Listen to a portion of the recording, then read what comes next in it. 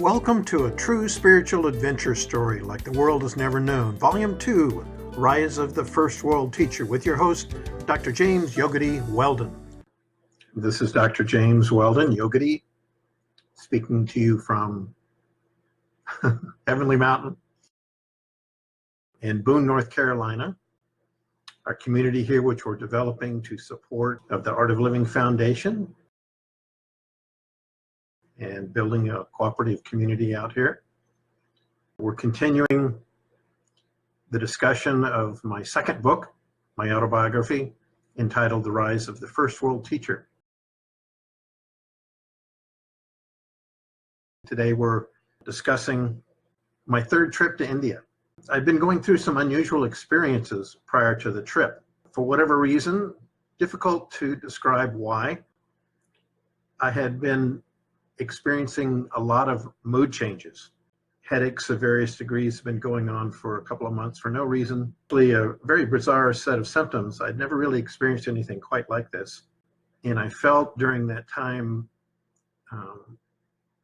that I literally my brain was being crushed. Thoughts coming through the mind. When we have thoughts, sometimes we think they're ours. Sometimes they're actually not ours. They can be related to the location. They can be related to food that we've eaten. They can even be related to people we love and care for. Of course, if someone has hurt one of your family members, you certainly feel it. This was a Saturn cycle I was passing through, which happens a couple of times in most people's lives. I'd had one difficult time many years earlier before I learned meditation for the first time. I invite you to go back to my first book if you want to hear those crazy times and those experiences. Not too long after 9/11, about a year and a half after that, my company had collapsed, my business had collapsed. Neither my wife and I were working at that time. But in spite of the financial strain, we decided to go to India for a few weeks this year again for the special celebration called Navaratri. During the celebration, I received an email from my younger sister, Erin, in the United States, that my older sister, Jeannie, she's 2 years older, had actually been hiding a severe health problem that she'd been experiencing. And they finally discover the cause of her symptoms, something quite serious, an unknown blockage in her cerebral spinal fluid in her brain. Some names for that, I knew it at that time as hydrocephalus. You may have seen children that had, in the olden days, 15, 20 years back, with these enlarged craniums. That is a problem that can occur, but of course when you get older, the brain can expand. And she'd been experiencing severe mood swings for many months. And she goes to see a medical doctor who misdiagnoses her symptoms, but doesn't suggest a CT scan. And the doctor gives her antidepressants. And it isn't until sometime later, my sister goes to a second doctor that does do the scan and reveals the spinal fluid in the brain is blocked. And the resulting occurring brain damage, quite severe. The pressure builds up in the brain and literally the brain may be crushed. And this occurred during a time I was having very, very strong, severe symptoms as well. For the last 6 months, I had been experiencing some very severe mood swings right along with my sister. And now I realized, at the very least, I was experiencing the symptoms along with my sister, Jeannie. It's even possible that I could have that condition as well. And because I'm in India, I immediately think of seeing Sri Sri. Amazingly, he already knows something is happening to me. I get this notice in an email, and within 20 minutes, he calls for me. When I arrived to meet him, initially I'm quite embarrassed to speak about this because he may be aware of the crazy thoughts and the mood swings I've been experiencing.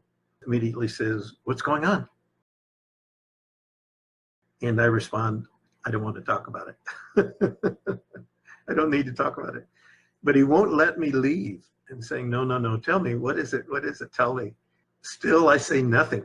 And 2 more times he asked me, tell me.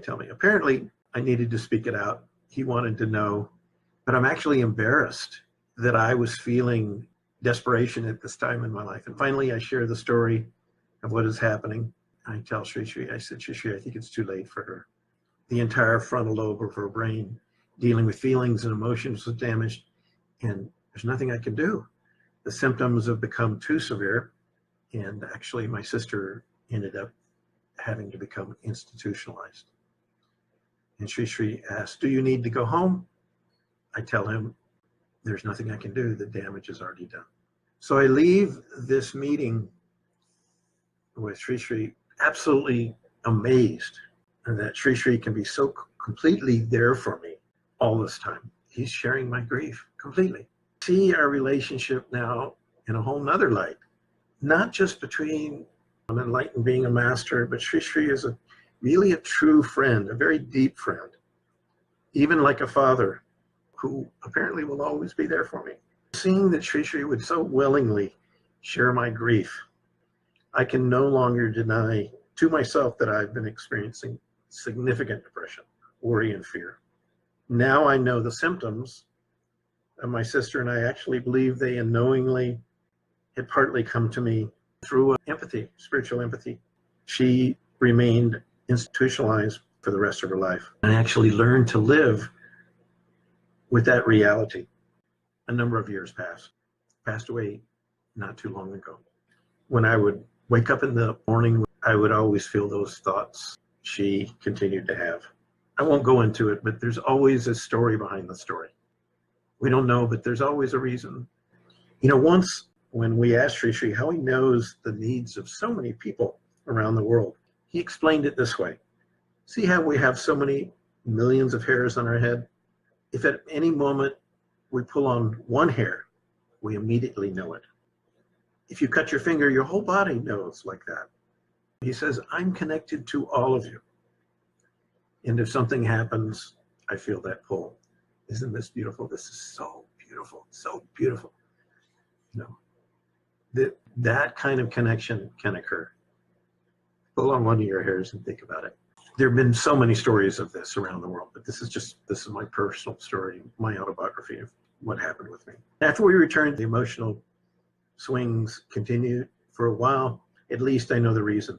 That in some mysterious way, I shared some of the karma and experience of my sister.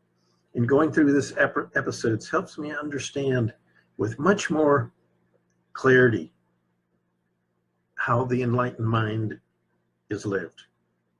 Sri Sri and such enlightened teachers literally live the triumphs and tragedies of those they are bound to through karma and spirit.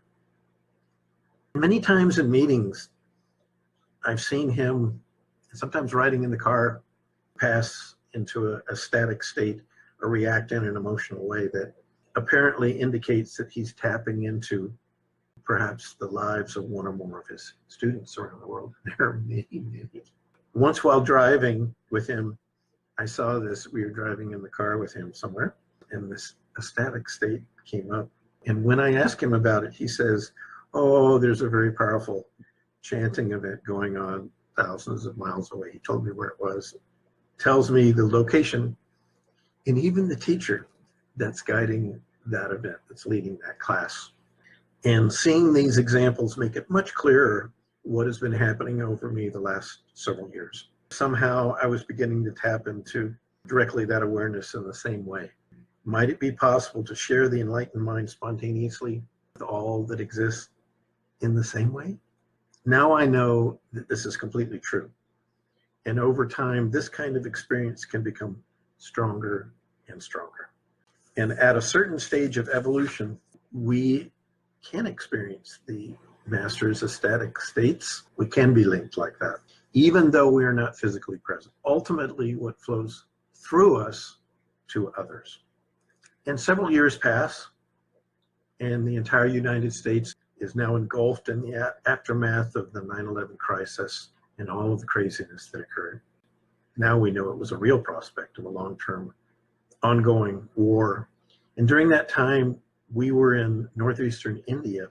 I see directly the ravaging effect of such attempts to solve problems through military. Such approaches never succeed. But it seems we are again to repeat the errors of my generation and the wars before. For me, one of the outlets was creating a large spiritual retreat center. I thought it was in the mountains of Colorado, but because of our personally difficult financial times, I had to scale down those dreams. Instead, we opened a very small center in the Rocky Mountains of Estes Park, Colorado.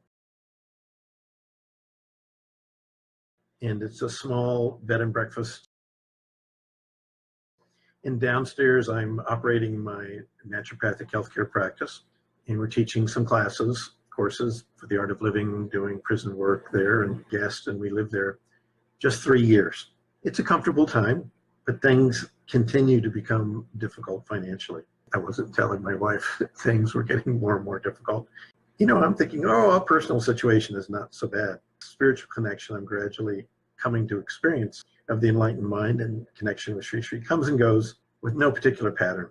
To have such bliss and clarity fade and return on a daily basis in some way is almost a torture for me, as unfortunately I'm starting to cling on to those experiences after they leave. And I know that my sister Jeannie is now in an institution, is sometimes so desperate that she wants to end her life, but there's nothing I can do. Who would believe that I could feel that kind of despair because of that connection? But honestly, my friends, I do. And from time to time, one moment I feel her energy, and minutes later it's totally gone. Obviously, there's an important reason for me to experience these emotions. Perhaps this is to know that the enlightened mind is beyond pleasure and pain, loss, gain, even death. And apparently at this time, I see I need to, by direct experiences, all these extreme states of emotions. Finally, after 3 years in the mountains, we're pretty much tapped out. We're out of money.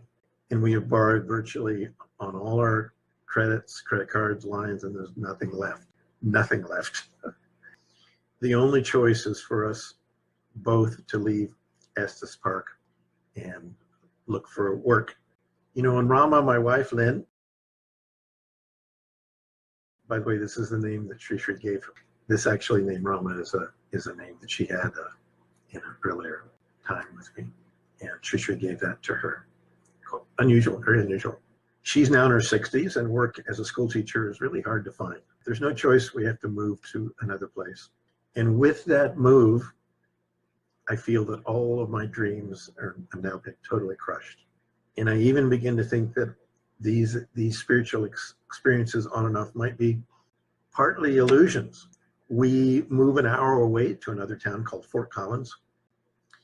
And my wife, as hard as it is for me to see, she goes back to work. And literally we find a very small, tiny one-bedroom apartment right next to her private school teaching job. And she walks to work, so there's very little expenses. And the apartment complex is basically almost all seniors. And of course, many of them are depressed as well.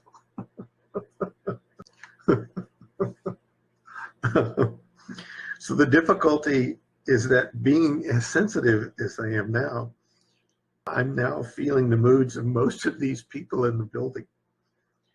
A lot of them are not happy.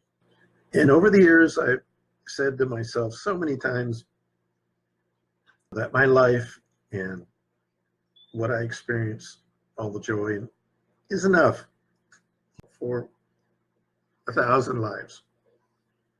And honestly, this is the truth.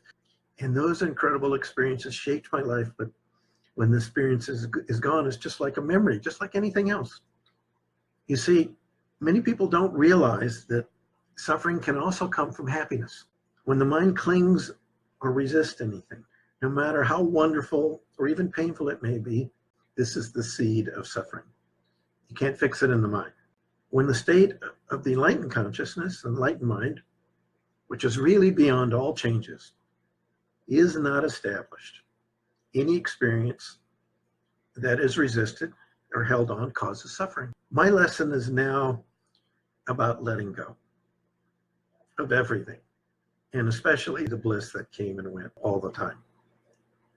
Try to imagine for a moment living in a huge apartment complex. All the while, the feelings and knowing on and off during the day, the feelings of dozens of others heading towards the end of their life and all that entails. This is the time for me to finally move into the place to realize that whatever external circumstances of my life, it doesn't matter. In that whole year, even without any significant work, of course, I decided I won't sit back and just take it. I set my mind to go out each day and meet one person, one at a time, over and over again, to help them in whatever way I can. After all, what am I complaining about? Haven't I seen much worse in my travels around the world? Of course. Looking back, I remember a friend of mine who passed through a much more difficult time and actually finally came to see Sri Sri about it. And this was the story of my meeting and connecting with Yogi Amrit Desai, who was the founder in the 1970s of the huge yoga and meditation center, Kripalu, in Massachusetts. And if you remember, or if you had a chance to see those episodes, in my first book, my insight that something was going to happen to him. And we met back then very briefly. And for some reason, I still felt drawn to renew my friendship with Amrit and to share what was happening.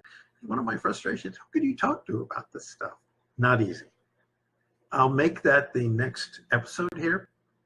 It's really a very interesting story about our deeper relationship and my experience with this really wonderful teacher. In the same way that Maharishi brought meditation, Amrit brought yoga, the asanas, spontaneous yoga, and all of that I passed through. We will continue with that. I will join you shortly. Do some good today. Be patient. Be patient with yourself. Be patient with everyone. A simple thing, just love them. Just love them. And I wish absolutely the best for you. And it's summarized in these words, Namaste, Jakarta. Thanks for joining us in our YouTube channel, books, podcast episodes on living the enlightened life, and autobiography with your host, Dr. James Yogadhi Weldon.